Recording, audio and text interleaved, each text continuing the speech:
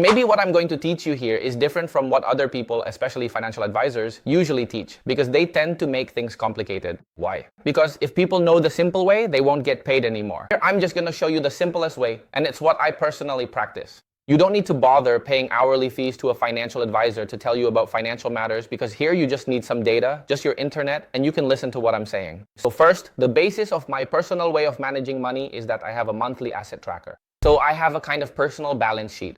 It lists how much my assets are, where they are, and what debts I have and where they are. So I'll just go ahead and show you here in Google Sheets. Like here, I already have my laptop in front of me, so I'm going to show you in the simplest way, the way I personally do it. Basically, there are assets, right? For example, each month from March, April, May, June, July, all the way to December. You're going to do this, basically prepare a cutoff date. For example, let's say you set the cutoff on the 25th. So on the 25th, you always update this sheet. That way you can see what your financial situation looks like. The first thing you look at, for example, is if you have stocks. For example, at Mirai Asset, at Indo Premier, or wherever, you write here, for instance, how much stock you have at Mirai, how much at iPod, say 5 million in stocks here. Let's say there's 9 million here. And here you have cash in your BCA bank account, for example, 5 million. Maybe you have 3 million in crypto, and say you have property or other assets, you can list them here. Here we can see, once you've listed everything down, just make it simple. For example, if you have debts, credit card debt here, a motorcycle installment here. This is where you put your total liabilities. So assets minus liabilities is your net worth, which here is 9 million.